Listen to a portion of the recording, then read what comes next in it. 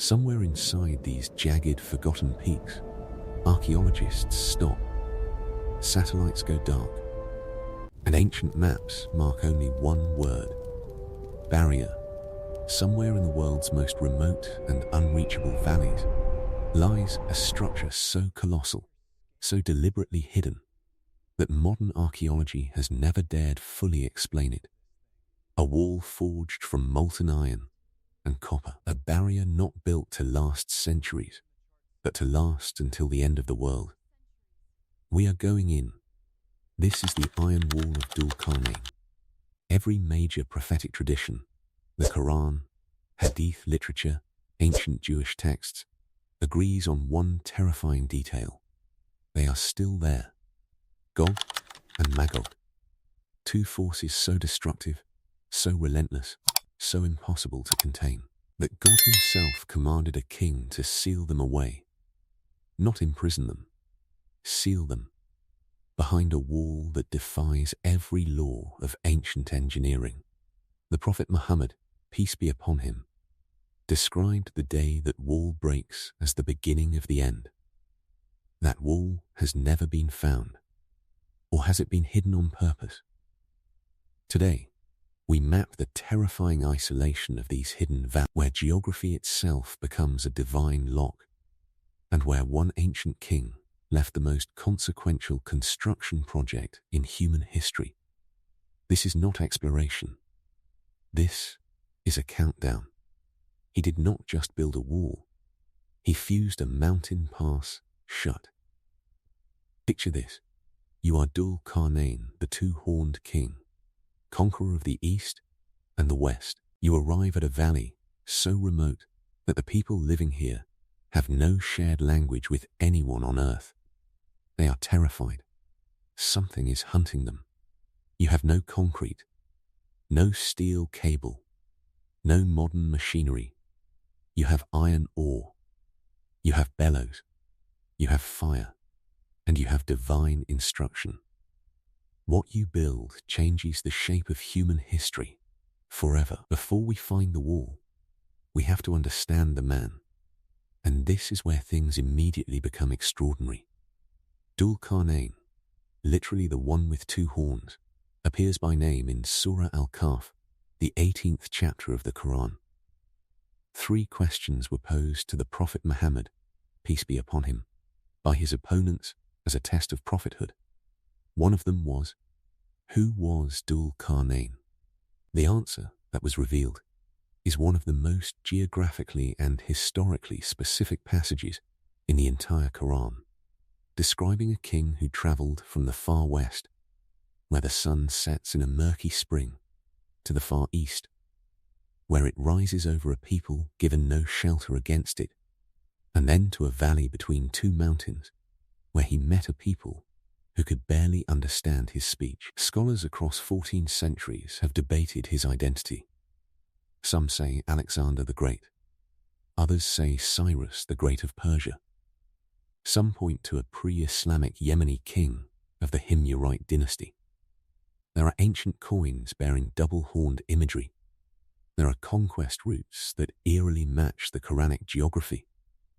But here is what all interpretations agree on. This was a real king, with a real army, who built a real wall. And that wall is somewhere on this earth, right now, as we speak. The Quran gives us an engineering specification so precise, it reads like a construction contract. Al-Kahf chapter 18, verse 96. God commands Dhul-Qarnayn to collect iron blocks and stack them between the two mountain sides, then to blow with bellows until it becomes fire. Then, and this detail is critical, to pour molten copper over it. Iron reinforced with copper, filled into a mountain gap. This is not mythology. This is metallurgy. So where on earth do you find a narrow mountain pass, iron ore deposits nearby, a population so isolated they cannot communicate with the outside world, and evidence of extreme ancient heat treatment of rock? 3 serious geographic candidates have emerged from centuries of Islamic scholarship and modern geographic analysis. The Derbent Pass, running between the Caspian Sea and the Caucasus Mountains, was considered by medieval Islamic scholars, including Ibn Kathir, to be the most likely location. Here the mountains and sea create a natural choke point, just kilometers wide. The ancient city of Derbent itself, whose name in Persian means closed gates, contains remnants of a colossal wall that stretches from the Caspian shores into the mountains. The problem is that the Derbent wall is made of stone, not iron, not copper. But scholars note, what if the iron core has long since corroded, and what remains is only the outer casing? Iron corrodes. Copper does not disappear quietly. We have not yet found the copper layer, but we also have not properly looked. Other scholars and geographers have pointed to the mountain passes of Central Asia, specifically the narrow defiles between the Tian Shan range that historically separated the pastoral nomads of the steppe from the settled civilizations of the south. This region is geologically staggering. Iron ore deposits, volcanic activity that created glassy, heat-fused rock formations, and ancient trade routes that abruptly, mysteriously stop as if travelers chose to go hundreds of miles out of their way rather than pass through a specific valley. What were they avoiding? And then there is the position held by a number of Islamic scholars, including commentary rooted in Hadith literature, that the wall is not meant to be found, that it exists in a region so geographically remote, so deliberately placed by divine wisdom, that human exploration has simply never reached it. The Prophet, peace be upon him, described the wall as still standing during his lifetime. He described Gog and Magog digging at it daily until they almost break through, then returning the next day to find it fully restored. If that is the nature of this barrier, maintained beyond physical law, then perhaps no satellite, no drone, no expedition will ever find it. Until the time comes for it to be found, set aside for a moment where the wall is. Ask instead, could it have been built? The skeptic says no. Iron smelting at scale requires infrastructure, requires transportation networks, requires coordination that no ancient civilization in a remote mountain valley could achieve. But Dhul-Qarnayn did not use local infrastructure. He brought it with him. The Qur'an is specific. The local people offered to pay him. He refused payment. He asked only for labor, human bellows operators, workers to carry the iron blocks, muscle to stack the pieces between the two cliffs. He supplied everything else. And what he built was not a wall in the modern sense. It was a plug, a mountain plug, iron blocks, stacked floor to ceiling in a narrow pass, then smelted together with molten copper poured from above until the entire structure became one fused, solid mass of metal.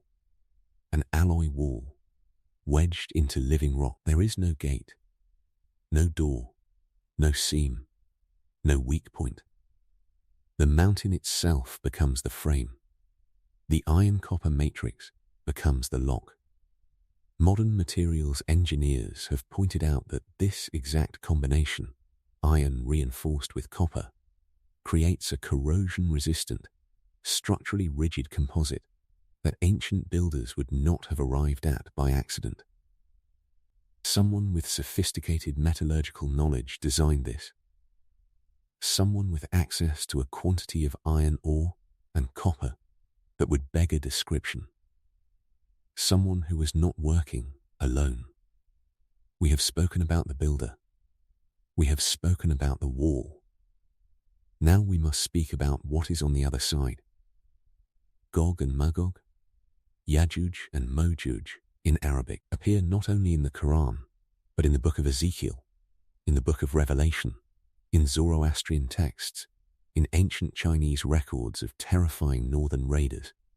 in accounts from every civilization that has ever existed near a significant mountain range. They are described in hadith literature in terms that challenge comfortable interpretation, vast in number beyond counting, arriving like a flood when the barrier breaks, drinking rivers dry, consuming everything in their path. The Prophet, peace be upon him, taught that their release is one of the major signs before the Day of Judgment, after the Dajjal, after Jesus, son of Mary, descends, after a series of events that will shake the earth. And then the wall breaks, not by force, not by conquest, by divine permission.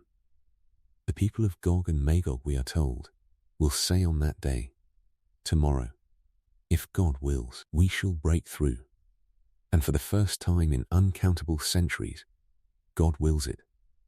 Whatever they are, whether a literal people, a spiritual force, a geopolitical awakening, they represent the final chapter of human civilization as we know it. And they are currently, according to prophetic tradition, separated from us by iron and copper and mountain rock. That thought, sit with it from right now. As you listen to this, somewhere on this earth, behind a wall, they are waiting. We traveled to the Caucasus region, to the ancient Derbent corridor, where the mountains meet the Caspian. This is one of the oldest continuously inhabited regions on Earth. The walls here have stood since before recorded history began in this part of the world. Standing at the edge of the Caspian Sea, looking up at the mountain chain to the west, you feel something that is difficult to articulate. Smallness, a physical, overwhelming sense that you are standing at the edge of the world. The sea on one side, the mountains on the other, and in between, a narrow strip of flat land that every army, every migration, every conquest, every plague vector in the history of Eurasia has had to pass through. It is the most strategically important piece of land that most people have never heard of. And somewhere in the mountain face above, there are iron-saturated rock formations. There are caverns with walls that local geologists say show evidence of extreme ancient heating. There are legends, passed down through generations of Dagestani and Azerbaijani communities, of a great sealed gate that their ancestors never dared approach. We are not claiming we found it. We are claiming this is what the search feels like. And it is one of the most profound experiences a person can have. Every civilization in human history has had an edge, a place where the known world ended and something terrifying began. The ancient Greeks had the pillars of Hercules and the monsters beyond them. The Norse had the world's serpent coiled at the rim of the earth. Medieval cartographers drew sea monsters at the margins of their maps. But in the Islamic prophetic tradition, the edge of the world is not a myth. It is a wall, a real wall, built by a real king, sealing in a real force, awaiting a real moment. Dhul-Qarnayn was given authority over the east and the west. He could have used it for conquest, for wealth, for legacy. He used it to build a barrier, to protect ordinary people from an extraordinary threat. He then said, when it was finished, words that have echoed for 14 centuries, "This is mercy from my Lord." Not, "This is my achievement." Not, "This is my monument." Mercy from my Lord. Whatever your faith, whatever your framework, there is something in that humility that commands silence. The Iron Wall of Dhul-Qarnayn, still standing, still waiting, and somewhere between these ancient jagged peaks, still here. If this search moved you, share it. The wall has been waiting for centuries. The least we can do is keep asking the question. Drop your theory in the comments and subscribe, because this is only the beginning of this journey.